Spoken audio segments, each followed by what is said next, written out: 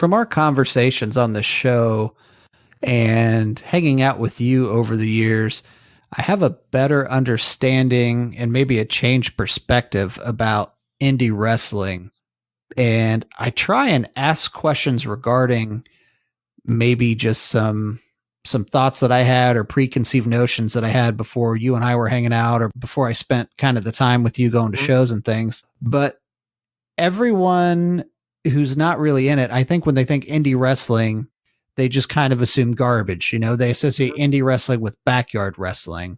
Yeah, I would agree. But you've talked about The Gathering. That would be another thing too, where like my default would be, whatever notions I have about juggalos being drunken idiots, and we're combining it with backyard wrestling. But you've talked about what a great experience that was. Mm-hmm. Yeah, statistically, only 2% of people in the world know that there is wrestling outside of the WWE. 98% of the world think that only WWE is a thing.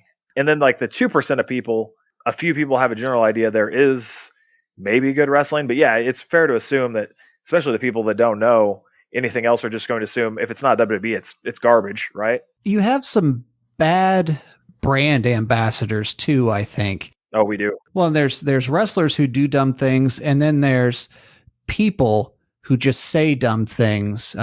For instance, and I don't recall what podcast it was, but recently somebody was going off talking about how all wrestling fans are morons because they believe wrestling is, real. These people are actually fighting and all that stuff. Yeah, Tom Segura said that. A fun fact, Ryan Epic and I went and saw Tom Segura in Chicago, I think over last summer, or it might have been last fall. It doesn't matter. It was cold and it was windy, and it's a dump of the city. And actually, I heard at the end of the podcast, he actually said something along the lines of like, just kidding. Like, I was a little harsh on wrestling and its fans, but like, I know it actually takes like tough dudes to do it. But it's not an unfair assumption to make that it's kind of like garbagey stuff for like dumber people. I mean, that's wrong, but I get it. Plus, like in the days of the internet where anything can go viral, only the stuff that makes us look super, super terrible goes viral, man. Nothing that makes us look awesome goes viral. It's just like the stupid matches or the guys that don't look like wrestlers or the guys jumping off of stuff. It just makes us look bad, dude. If there's even a ring, some of the backyard stuff makes us look even worse. If we want to look at it maybe a little objectively, wrestling, it has a storyline like a soap opera might, for instance. And soap operas get that stereotype too, that only stay-at-home moms or old retired women are the only people who watch soap operas. People probably have that notion about only these type of people watch wrestling.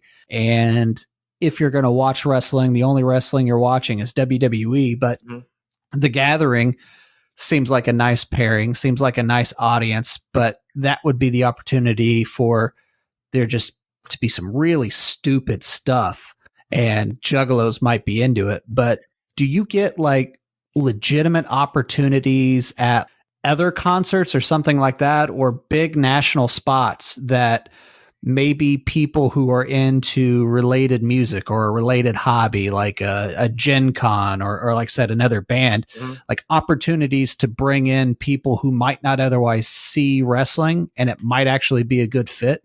Oh, for sure.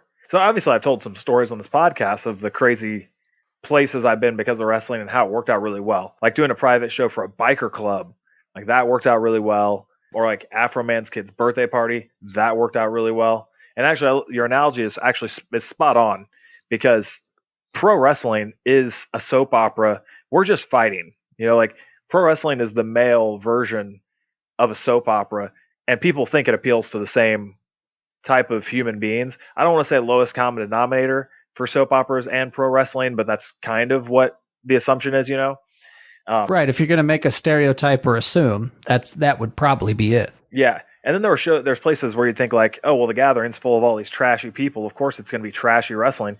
But then you go, and it's actually awesome.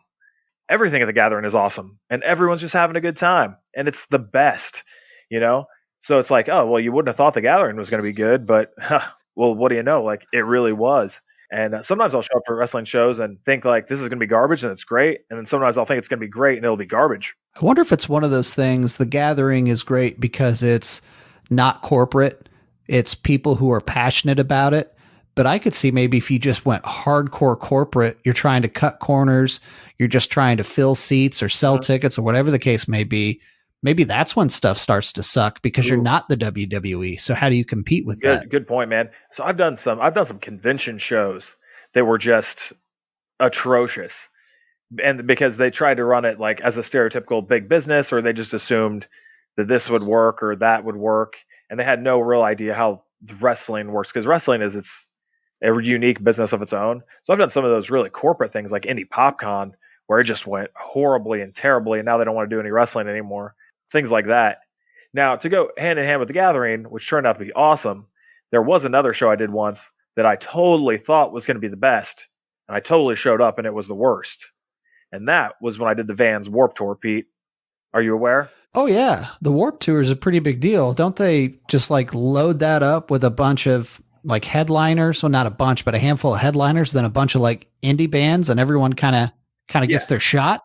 So it's everything in between. So there might be like 40 bands there at the Warped Tour or something like that. There's a couple huge names, and then there's a couple local acts getting exposure, and then there's everyone in between. Like legit, the 1 to 10, there is a band that's a 1, a 2, a 3, a 4, all the way to a 10. And then they just have like 5, 6, 7 stages. Sometimes they have other stuff going on. I've seen BMX, I've seen skateboarding, all this different stuff.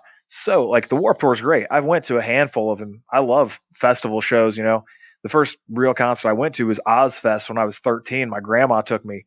That was awesome. And people were super awesome. Like people were super great to her. They thought she had been probably following Ozzy for like 30 or 40 years. So people kept buying her like food and drinks.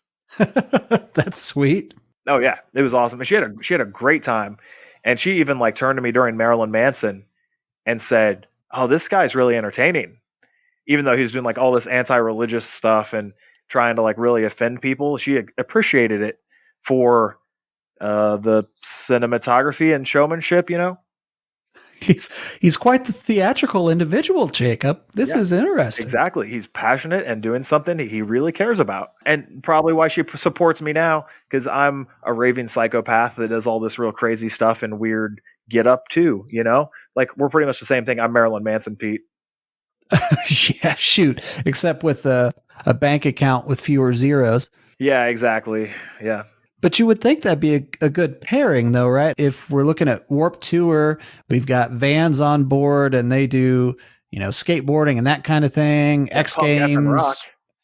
Yeah, you would think that these are the audience that if they're not watching wrestling, it might be something that they're into because these are embodiments of most people's gimmicks with wrestling. Bro, indie wrestling is punk rock. Vans Warped Tour thrives on that punk rock, DIY, like STFU, let's do this, So you'd think that this was going to be great. Pete, I thought this was going to be great, but it was not. Should I tell the story? Oh, absolutely. Who was there? Who regrets their life decisions? I got to know it all. Okay, perfect. The year was 2010. At least I believe it was 2010. It could have absolutely been 2011 or 2009. I don't know. It was a year, Actually, 2009 is probably more likely. I don't know. You trying to tell me, so the 2010 headliners, All American Rejects, Sum 41, Andrew, WK, Real Big Fish, Dillinger, and Escape Plan. You telling me that none of those bands were memorable enough for you? Dillinger Escape Plan is one band, Pete. Didn't I say Dillinger Escape Plan? It sounded like it said Dillinger and the Escape Plan. Oh, God, I hope I didn't say that. That's not what I meant. That's a new name of my band to try and get people to come see us at the Emerson, like where they think like, oh, that's not Dillinger Escape Plan. Anyway, yeah, I'm just going to assume those were the people that were there. And I also have a really good All American Rejects story, Pete, but that's a story for another day. Because oh God, Jake Oman and the All American Rejects have crossed paths before. We have partied before, baby. I'm glad that's a setup. Yeah, that's a story for another day. So yeah, keep tuning in every week, being the great listeners that you are. You know what? We're going to assume that's right. It may or may not have been. So back in the day, I ended up dating this girl for a little while, and she was super cool. She was also in the independent wrestling world. She wasn't a wrestler, though. I think that's really important to point out. Don't date females in the business. Stick to ring rats. You're better off. Sure. Yeah. I don't know. Don't do that either. But the night before Warped Tour, she was like, "Oh, hey, just so you know, I'm friends on Facebook with this guy who runs this company in Cleveland. He said they're looking for wrestlers for the Warped Tour tomorrow in Indianapolis." She told me about this company named AIW, Absolute Intense Wrestling. And AIW has been a company that's ran in Cleveland for quite a long time. And they have a little bit of a name, especially back in the day. At this time, AIW was a pretty big name independent professional wrestling show. And me being a young go-getter full of ambition, I needed to wrestle for AIW. And I saw an opportunity. So I hit the dude up and I was like, "Hey, man, yeah, I saw you need wrestlers for Indianapolis tomorrow. I actually live in Indy. So, how many do you need? Like, whatever. I could probably get some dudes to come with me." Because I thought it'd be even better, if I bring some of my friends, maybe we get to wrestle each other and really show them what we can do. So, day comes around. He's like, "Yeah, I'll take a handful of dudes." So I'm like, "Okay, cool. I can get 3 more." So I got myself Scotty Young, Dylan Bostic, and then Chris Ross. You've probably heard me mention Dylan Bostic and Scotty Young on the pod quite a few times before, but not Chris Ross. And there's a reason. Is he related to Rick Ross and he just got too famous? See, Rick Ross is huge and black. Chris Ross is small and white. Probably not related. It's an interesting juxtaposition. Yeah, small and white, big and black. Anyway, Chris was a dude. He didn't wrestle very long, but I really liked him. He was a nice guy. So I got them all booked on the show. So we show up, and this is in July, Pete, like in the dead of July. So it is very hot outside. It is about 95 degrees this day. We show up early. We find the ring. It was really cool also going into Verizon Wireless Music Center, also known as Klipsch, also known as Ruoff, also known as Deer Creek, the venue outside of Indianapolis, which has a new name every year. It was nice finding the way to go in and telling them, "Oh yeah, we're with the show." So they totally just let us go to the secret cool parking lot, which I'm pretty sure I've lied before and gotten into, but this time I was actually with the crew. So we show up, we find the ring, and of course we have to help set up the ring, but we're young go-getters. We're willing to get our name out there and work really hard because, as I mentioned in a previous episode, that always works out for you. Yeah, I'm still waiting for that episode where that happens. Maybe that's a story for another day. Yeah, no, there will be no story for another day because showing up early to do work has never helped out anyone, Pete. Setting up a ring, tearing down, working security has never helped anyone ever. But we were young and dumb. So we went ahead, we helped them set up the ring. The problem with this is we had to carry this ring probably 500 feet, maybe 600 feet, and up some stairs at one point to get it into the venue because obviously they can't drive the truck and the trailer over concrete stairs and get it through gates. So we huck this ring there and there's no one else there to help. It's just us. There might have been 1 or 2 other people. This is another thing I'm going to get to in a minute with this crew of guys from Cleveland. So we help them set up the ring. We're saying the hellos. And it's at this time where I'm learning that all of these AIW guys are complete pricks. Like they're jerks. They honestly don't seem happy that we're there at all. We're kind of coming in. Were they like prima donnas, or what do you mean by jerks? They were walking around like the dude in charge was walking around like he was Vince McMahon. He was walking around like he revolutionized the business. He changed the game. He's super important. He is this guy. He's probably the type of guy that has a business card for his indie wrestling company and it probably says CEO or something like that. You know what I mean? He probably hands it to people so they think he's badass. In actuality, he's a short, pudgy little prick. But hey, he can have it. Those are my life goals right there, man. 100%. So you want to lose some height, gain some weight, and be a jerk? Yeah, but as long as I have a business card that says CEO, I'm sold. CEO.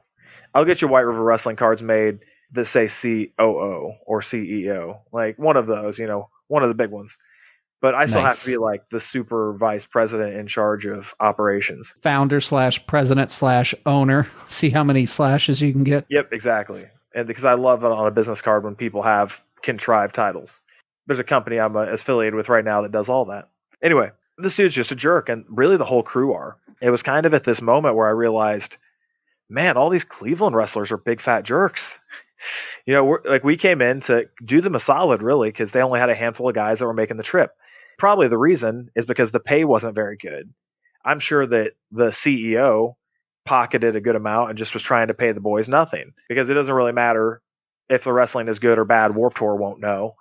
And they're probably just trying to exploit it anyway, knowing that they're not going to get to go back next year. Well, in 2010, Warped Tour was probably waning a little bit, but it was still a pretty big thing. Like, people know about Warped Tour. They have some financial backing. Oh, absolutely. I don't doubt that they gave up a little chunk of change, but I'll be fair and say, the guy brought his own ring from Cleveland, which that's going to be kind of expensive, like gas and whatnot. And then I don't know if they had to get an insurance policy, maybe. So there's some expenses to a wrestling show. Every now and then people will ask me if I can put on a show for whatever thing, is someone's birthday or a charity or whatever, and I'll be like, oh yeah, sure, but just so you know, there's overhead that you cannot get out of. There's a number that you have to be able to meet, regardless if people show up and do the show for free. So, I'm going to assume that he didn't pocket a ton of money, but the short, pudgy prick probably did. We show up. I learned that anyone that's from Cleveland is a complete prick. We help them set up the ring, and we get ready to wrestle. And they tell us we're going to have 3 shows that day. It's going to be noon. It's going to be 2 o'clock. It's going to be 4 o'clock. It's like, oh, okay. That's okay, I suppose, but I thought we were only going to be wrestling once, maybe twice. I also wanted to take advantage of this. I wanted to go wrestle and then go see some bands. I didn't think that was too much to ask, right? Absolutely not. Yeah. So I was hoping it would work out that way, but now I'm like, oh, shoot, man, if we're wrestling all these shows and I have to hang around the ring the whole time, then I don't know if we're going to get to see any of these bands. So we go ahead, we get ready to wrestle. We go out, we do the noon show. Now, Pete, they put us out in the hidden corner of Verizon Wireless Music Center. If you haven't been to Verizon, I'll try and explain it. There's a gigantic main stage, the big lawn area with all the seats under it, the huge giant main stage. Then if you go in one direction of the main stage, there's what they call the second stage, which is this huge open grass area. And in that area, they actually have several stages set up. So at Warped Tour, they'll have like another 4 stages over there wrapping around to the other side of the main stage, right? And then the main stage itself is broken down into 2, but you kind of go in that clockwise circle of stuff to do. Starts at the main stage and goes around. So they put us on the complete opposite side of the main stage where nobody walks. I just knew right away, like, oh man, like, you can't find this. If people want to see any bands at all, they are not even going to walk over to this side of the music center. So we're hidden away on this side of the music center. I want to say it's the south side of the music center. We do the show, and of course, there is no awning, there is no tarp, there is no anything. And this ring has a black vinyl canvas on it. Wait. What sense does that even make? Who has black canvas and who has vinyl canvas? That's abnormal, isn't it? Yeah, so it's probably in the minority now. When I first started, it was 50-50. Some shows have a canvas that you hit as cloth, and some people had a canvas that you would hit that's vinyl. Now, vinyl is good in certain aspects, and the fact that you can clean it so easily, that's good. It's also bad because if it gets wet, it gets slippery. Also bad in that it attracts heat. So, and also canvases could be any color. I've been on blue, gray, black, white, whatever. I've been on all sorts of color canvases, vinyl and cloth. But now a black vinyl canvas, uncovered, 95-degree heat in July. That's terrible. Yes. So obviously we set up the ring at 10. So it's already out there baking for 2 hours before we even get in to touch it. So this is one of those things where I got in the ring and I have boots on. The boots I have on have about a half-inch of solid rubber on the bottom on the sole. I could feel the heat in the bottom of my feet through the soles of my boot. That is not a good sign. Also, compounded by the fact that eventually I'm gonna get slammed, Pete. I am going. How would you avoid that? Unless you're the Brooklyn Brawler in the late stages of your career and you refuse. Yeah, so at some point we're all gonna hit the mat. And in the first matches, everybody's hitting the mat. But the second you hit the mat without a shirt on, it burned your back. It's like, boom, it's burning your back, it's burning your arms. I've never seen people shoot up to their feet so fast. You're still hurting, still acting like it hurts because it did. But like we're hitting the mat, dude, it's burning us every time we touch it. By the time the 2 o'clock show rolled around, people were trying to not touch the mat at all. Like you'd see people do some stuff. The only time they would hit the mat was for their finish. So someone could jump on top of you, 1, 2, 3, and then the person would like kick out and flail and roll to the outside of the ring real fast. And the other dude would jump up because it legitimately burned you to touch the mat, dude. It was brutal. So does this then look like a kickboxing match as opposed to a wrestling match?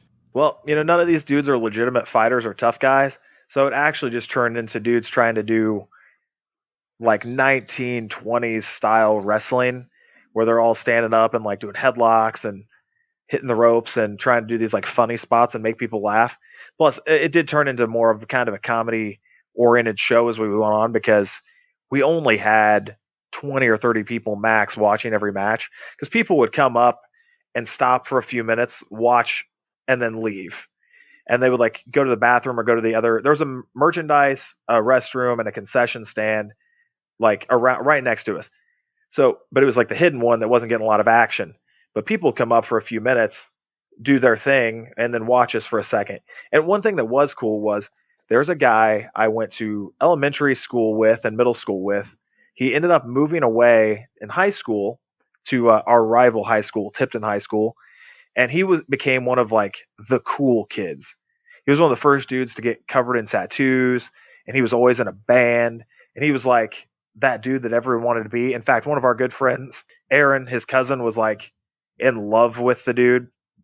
So this dude actually walked up at some point and was watching, and like I had my match or whatever, and like I saw him when I was in the ring, and I got to talk to him afterward, and I'm still like, I don't know, not the coolest cat in the world back then, Pete. Like I still am like scrubby and not in great shape, and I'm still trying to play wrestler more than I am one. This dude came up and he's like, "Oh, dude, that's so badass! Like, it's so cool to see you here, man. How you been? Like, it's great that you're doing that." So at least I got some street cred from other Jake. That's important. Man, that's weird because you're so far away and you're not in getting any kind of direct foot traffic. You don't want to hit the mat. And as we've learned from a prior episode, having a match of just constant highlights doesn't draw a crowd either.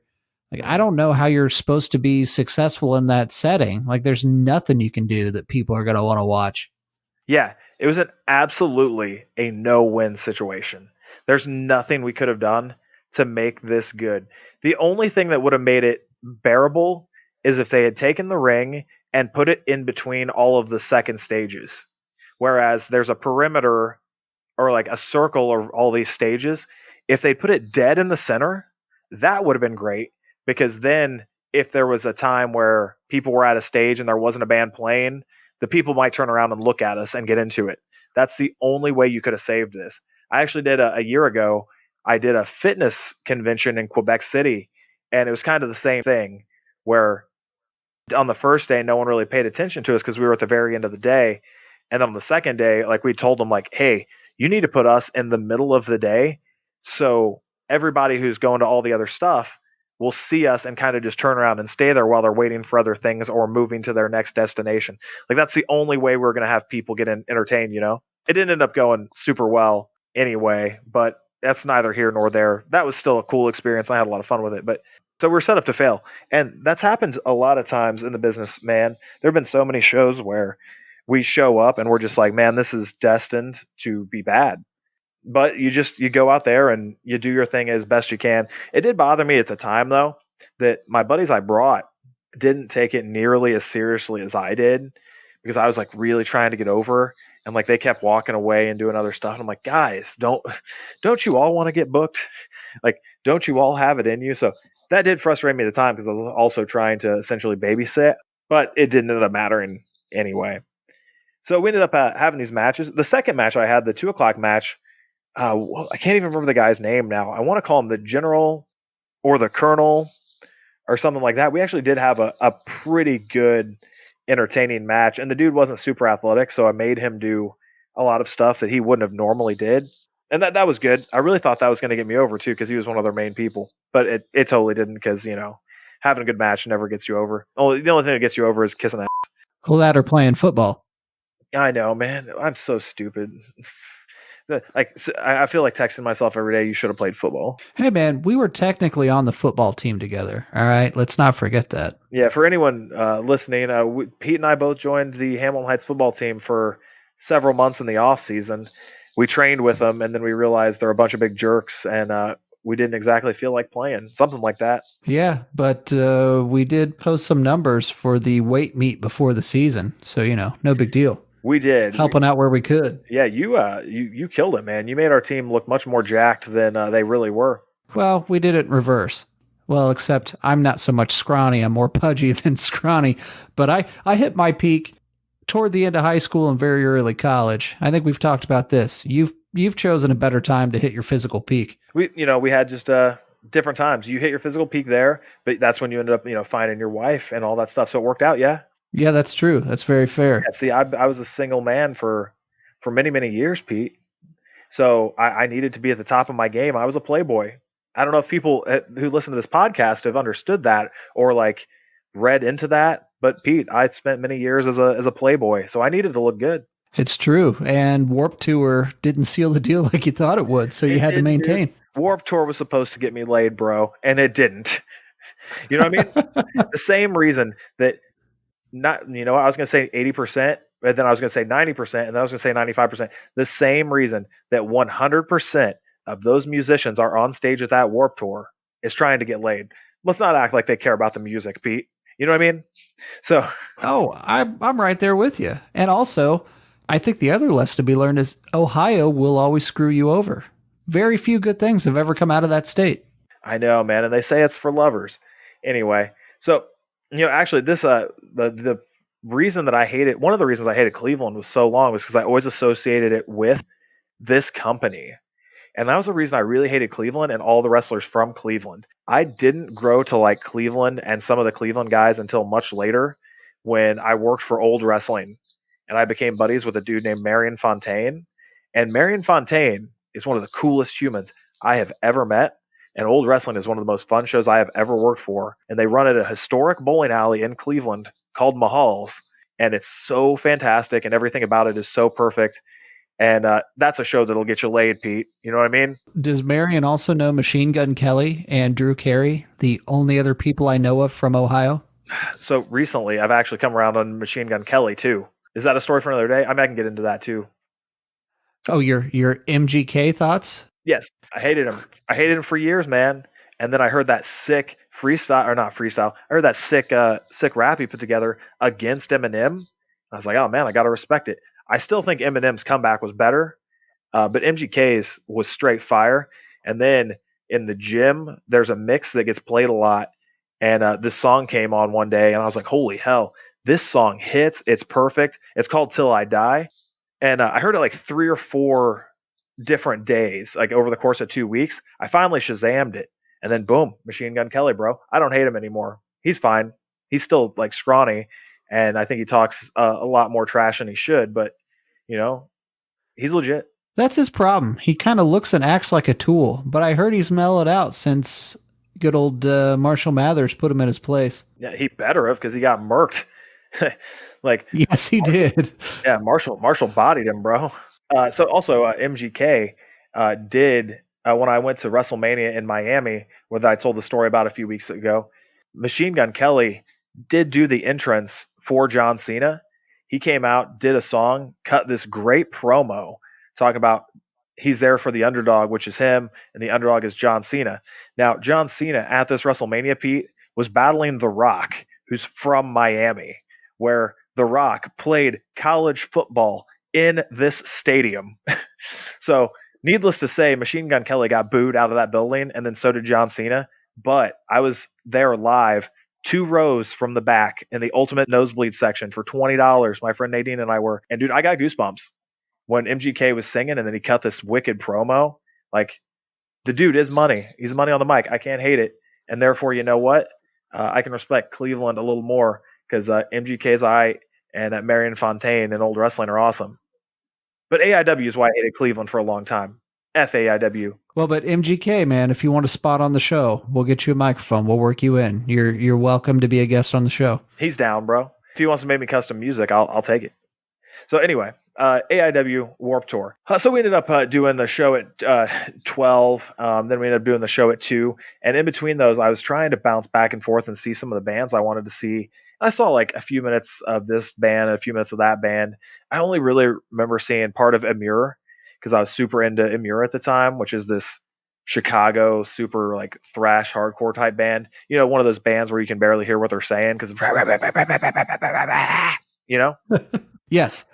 Yes, I do know, because that's all our friends listen to for the most part. Yeah, so like I do remember seeing part of them. The best thing about the day was at about 3:30 when they said, you know what, screw it, we're not doing the 4 o'clock show. Let's get this stuff poured down and get out of here. So like they were ready to get back to Cleveland. So we helped them tear down whatever, took our shirts off and got super sunburnt, and then me and the dudes went and saw a few more Warped Tour bands. Not too many though, because the Warped Tour actually ends surprisingly early.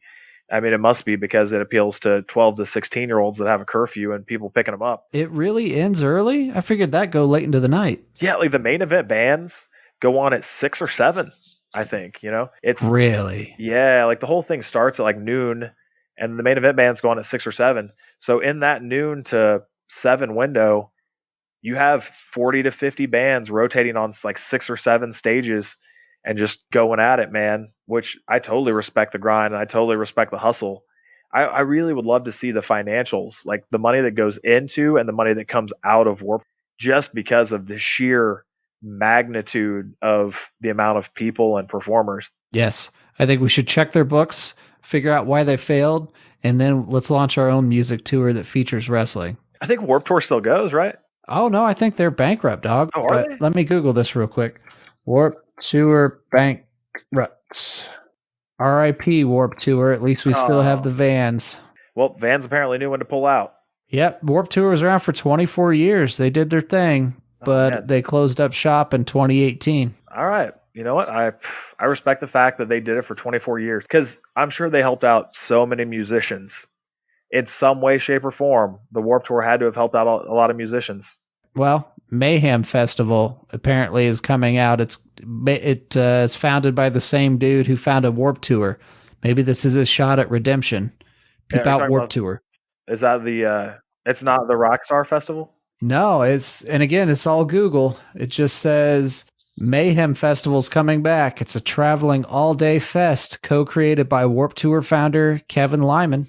Okay, cool. So, I mean, essentially that's what it is. Essentially, it's a new Warp Tour. You know, I would totally say I knew they were coming here and there would be concerts this summer. I would totally go out of my way and hit up the Warp Tour people or the Mayhem Tour people to try and get another wrestling show. But I would definitely tell them, hey, we need to sit down and talk about where it's going to be, because it would need to be in the heart of where everyone's going to be walking, you know? Like there should be a ring and only like 2 feet around it on each side. So like if someone gets thrown out of the ring somehow, that they don't hit a fan. And be like, hey, this is where you need to have the ring, and this is the time we need to do the 1, maybe 2 shows. And no black vinyl. No black vinyl at all. And be like, even tell them like, hey, if you can get us a tent, great, but let's do a show at say like 1 p.m. to 2 p.m. You get this many matches, and then whatever, and then you have like a gray cloth canvas, and then dude, maybe even us just buy some blankets and roll some blankets over the canvas while we're not using it. That's not crazy, right? No. Well, and this is your excuse to bring your boy Hino out too, man. Get this thing done. Oh, yeah. Actually, oh man, I just remembered another good story for another day. No, 37 minutes in, man. We'd be giving away the farm. You got to leave the people wanting more. Yeah, exactly. But it also kind of goes hand in hand with that All-American Reject story, which I'll tell at some point.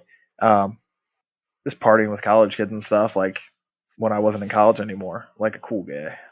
Yeah, like the coolest of guys. Yeah. But yeah, man, that was my experience with the Warp Tour, AIW, who I've never worked for since. There's another thing. So when I was young and I was hitting up all of these companies all the time trying to get booked, companies like AIW in Cleveland, I would just blow them up and be like, hey, this and that, I'll come and I'll do this, I'll come and do this, right?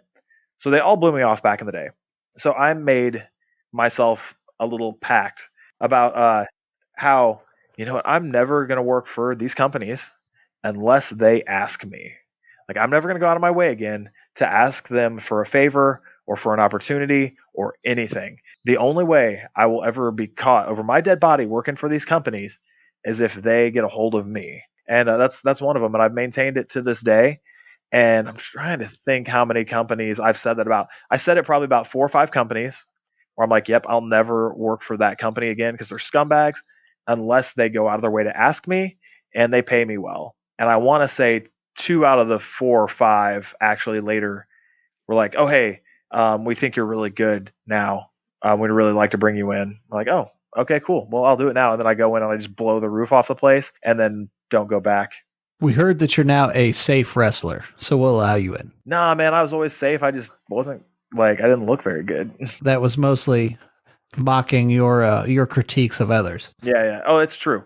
I mean, it's definitely true. But yeah, so that's one of those places where screw them. I'll never work for them unless they want to pay me a lot of money, and I'll come in and I'll do my thing and do better than all their guys, And after hearing this episode, why wouldn't they have you out? I mean, if they want their show to be better because their show's not very good, I'll do it. Pad my bank account. I'm making quarantine money right now. There's no wrestling. Yeah, you're going to need to give me the same amount of money MGK gets for putting on a show. Ooh, nice. Actually, I'll only come into the show if they book Machine Gun Kelly as my manager. That'd be pretty sweet. Hey, he's local, so maybe he'll cut him a deal. I don't know. He probably still lives in the land. I think so. After how much he hypes it up, and then he's got to give that hometown discount. This is becoming more and more feasible. Yeah, I heard he says he's in the land till I die, and I believe him. I don't think he's lying. All right, so I think that wraps up another sweet episode of Off the Cliff Pod. If everyone could follow us at Off the Cliff Pod, that'd be dope. If you could also follow us on YouTube and subscribe Off the Cliff Pod, that would also be awesome. At Multimedia Hustle on Instagram is Pete. At Jacoman2012 on Instagram is me. Yeah, we'd appreciate the support. If you haven't ever left us a review, it would be really awesome if you left us a review, like 5 stars and some nice words. That would be cool. Or 4 stars and tell me to get better. That's fine too. Make it a good review or I'll call you a prick. Like I did the people who didn't give us a 5-star review, and they know who they are. You know what? She went back later and gave us a 5-star review because of all the great content we turn out. You know what I mean? We care about our fans. And now they're good people. Now we love and support them. Yes. I mean, they were great before, but I mean, I thought that. You hated them. Hey, hate's a strong word, but you gotta keep them on their toes. Otherwise, they get complacent. That's true. But all our fans, great people, love you. Thanks for being a loyal listener, and hope you enjoyed another episode of the Quarantine Files at Off the Cliff Pod, and we will catch you next week.